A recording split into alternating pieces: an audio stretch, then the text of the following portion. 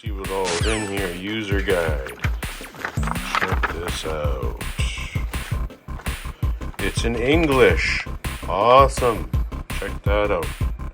Hey, see there? That's why you want to be hanging on to those PS3s.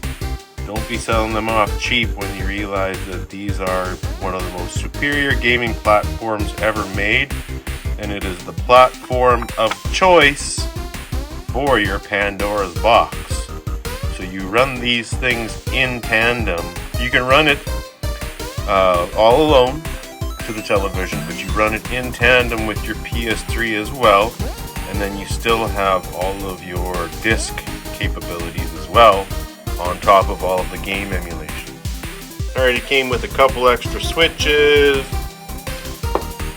12 volt power supply, DC, what's that one, VGA, HDMI, a USB, a VGA USB adapter, looks like a dongle, an adapter, some kind of wire cable strap, and it even had this CPU bus in here. Here's our joysticks. And taking a better look at our joystick controllers here.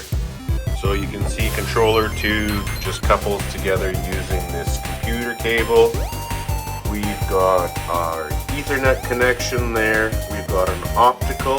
We've got headphone jack audio output. We've got an HDMI. There's our power hookup. Seems to be a switch on that, but there's also a main switch here. Not sure how that works exactly. And then there's a volume knob there, setting button, 2 additional USBs. Comes with quite a bit of ports actually, if you think about it. Pandora and these and all of them don't have very good reviews. And part of that is for obvious reasons, but it's not necessarily to do with the quality or the craftsmanship. This joystick and these buttons are actually a little bit better than you would expect for something that's priced as cheap as this, along with having all of these ports and jacks and the built-in speaker and all the lighting on the inside and the extras that you get with this one. This probably is the better bang for your buck. Now, with that being said, the issues I'm having here so far is that my power cable right here on this end, so not on the other end of the cable, but on this end, if there's the slightest little nudge, you can even see that move a little bit.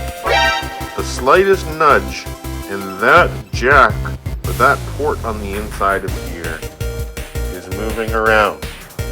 So what happens when that nudges? Well, it just completely resets your game and you're starting over. Here's the problem with that, aside from not liking your game being abruptly turned off. If you are in the middle of big game downloads and that happens, you guess what happens on here? When you start over, the game download steals the available storage that was used for the download, but you don't get it back. And there's no way in the options to be able to clean up your failed downloads and do any of that stuff to clean up your SD card in here. So as per the manufacturer's recommendation, I'm going to open this machine up today. We're going to take a look around inside, and we're going to try to do what they recommended to do to try to at least get that storage back. Getting this jack fixed is another issue, but we'll see what it looks like on the inside. And we're in. So there's 2 screws, and then there's a hinge or a pivot right there. Opens right up, and I'm just looking around for this card they're talking about. Let's snoop around. Built-in speaker there. What kind of other ports are coming out of that? I don't know, but we're gonna find out. We have to find out. Something hiding there. They said there's some glue to remove. Okay, it looks like that's where our SD card is. Oh man, we gotta unscrew. The main hard drive here too. I don't know if I like that. Alright, let's get that open. I have the SD card removed here. I removed the tamper glue that they had on it. Literally, this thing had a tiny little piece of glue gun so that somebody could tell if it was tampered with or not. But we're doing this upon their recommendation. So you can see we got a 32 gig in here, and instantly I understand how that games number works. So this one was the 8,000 plus games. I don't remember how much storage was left on there, and every game has a different amount of memory storage they take up. Like, for example, a lot of the newer games that I've seen on there, they're 1 gigs and 2 gigs and 3 gigs per game kind of thing. Like the Final Fantasies, and I don't know what else there was there. The Metal Gear, the Grand Theft Autos and stuff like that. There was a few of them that were up to 2 gig. So with this 32 gig in here, we just switch that out for a 64. All we really need to do is we need to make a copy of this SD card first, and then in theory we should be able to switch it out as long as we have it formatted correctly. So this one was the 8,000 games in one. Although I'm really happy with it and the price is decent, there are some genuine issues with this unit I've been having. There is a genuine defect here on this power jack. So if you've got it sitting on your lap, you need to be really careful, because if it wiggles around a little bit too much, which I could illustrate, actually you can even see it, holy cow, you can see that move there without the power cable in there. So I've got to get in there and fix that. And also, we're running into issues with the SD card that came with this thing. So I'm going to be putting in a larger SD card in. We're going to have to format it accordingly. The failed downloads and the erasing or resetting to default settings on this thing is probably what the issue is with the SD cards. And they say the SD card that they come with are not very good quality and they fail. So I've got a nice ScanDisk one, 128 gig ready to go. No matter what you heard, you can put a larger card in these things, but it has to be done right. This is my first one. Let's get to it. Remove those 2 screws right there. 1 and 2. You have the same model as I have. They're all a little bit different, but they're all kind of the same. The other side is a hinge. So now you just open it up.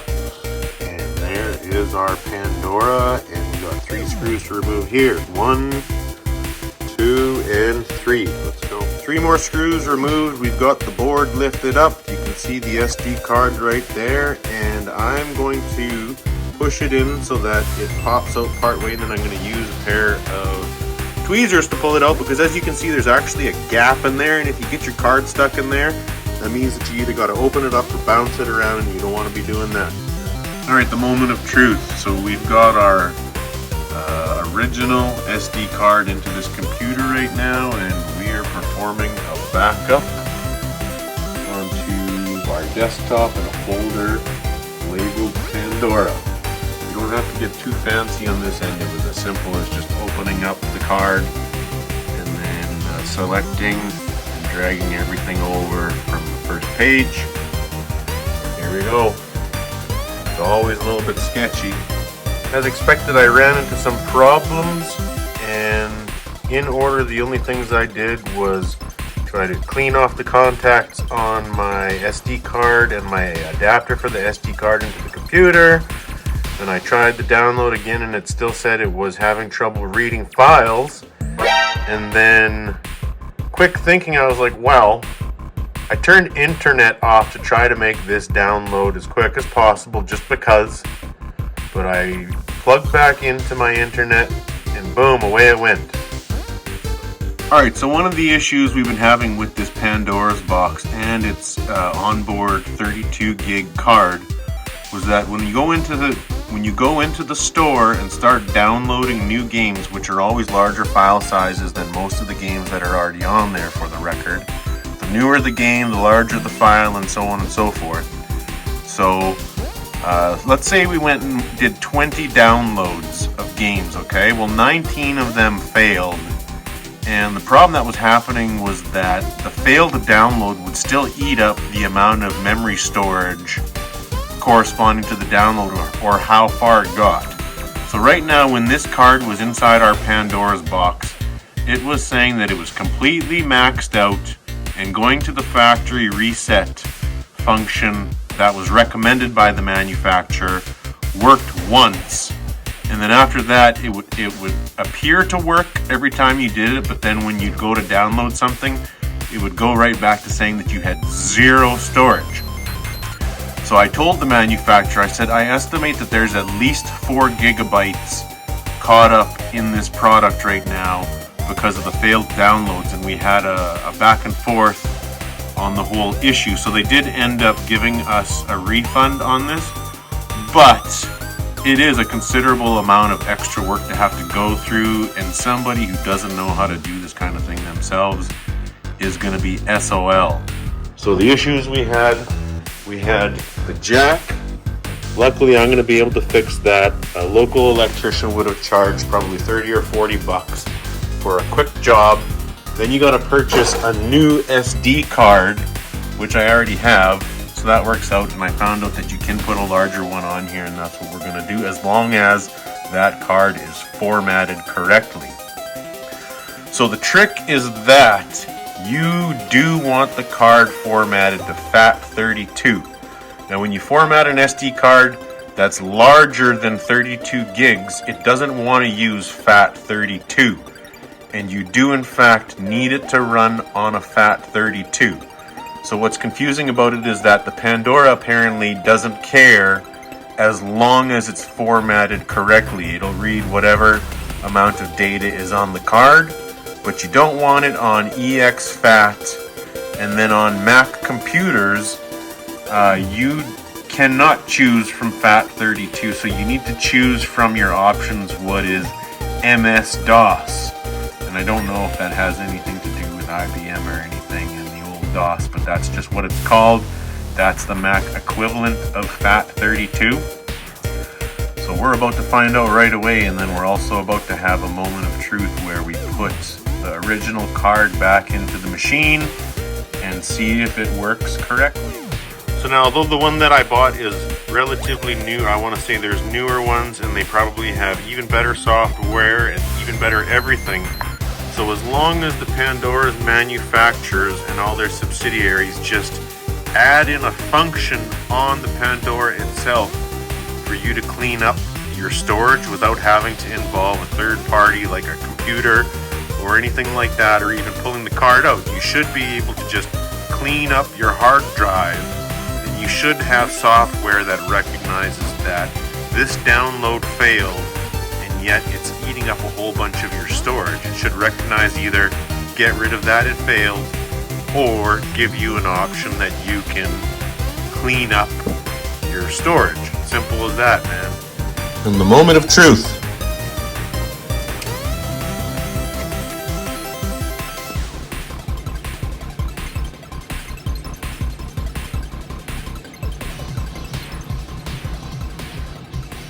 Looks good so far. Let's just check that all our games are still there.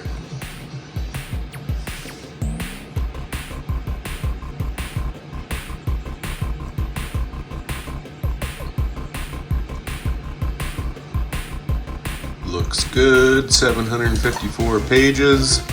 So now all my favorites are gone from these lists because of having to do the factory reset function.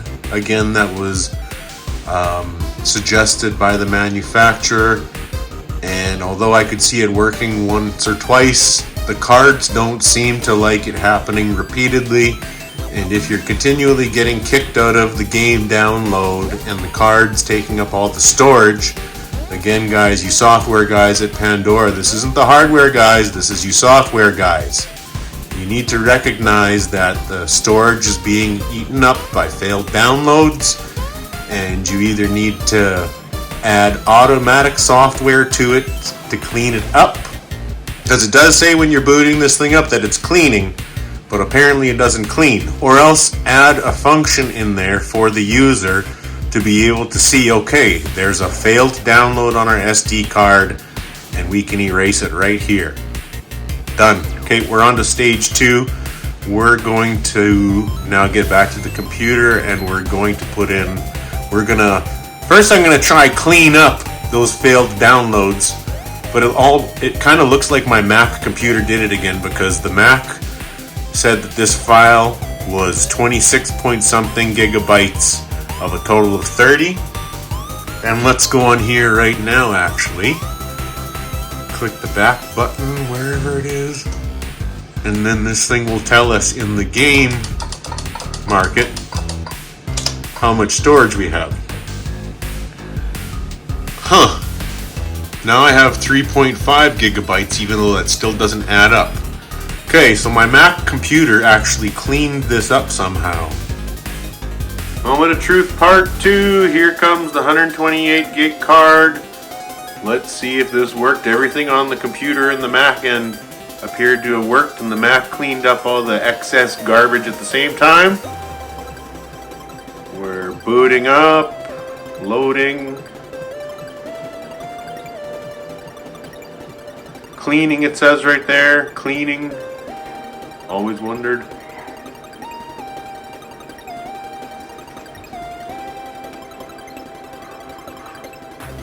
And look at that, 754 pages, 7,532 games still on there. Again, we'll have to re-edit my favorites list.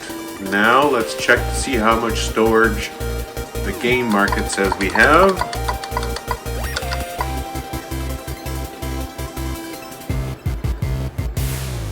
Boom, look at that. It says we've got 92.1 gigabytes of available storage. Pandora, here we come. You should note though again guys that as games got more advanced and when they became 3D, the file size got larger.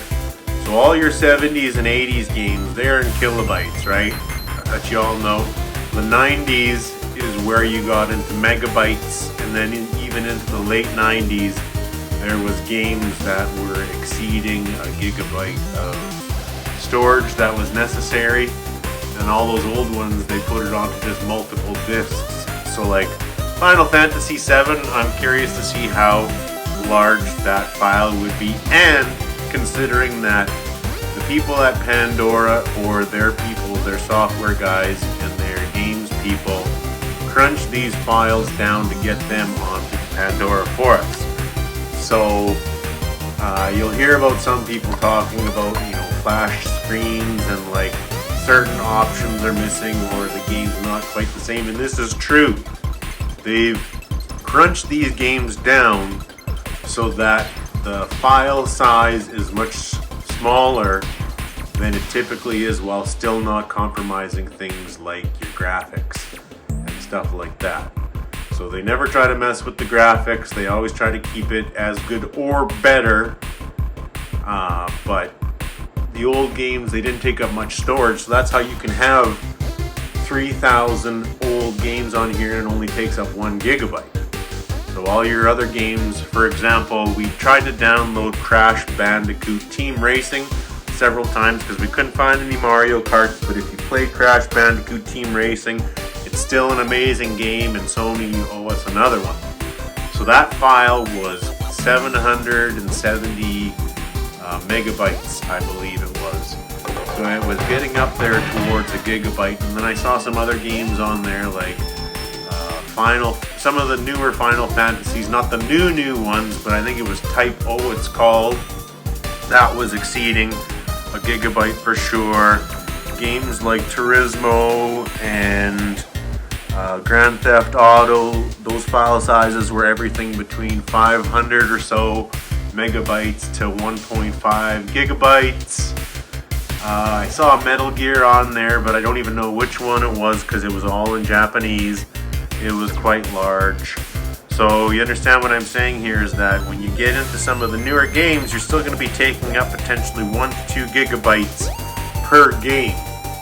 So you need lots and lots of storage, and even better than one of these cards, although in 2023. I found out just today in doing all of this work, the 1 terabyte plus SD and USB cards are supposed to hit the markets.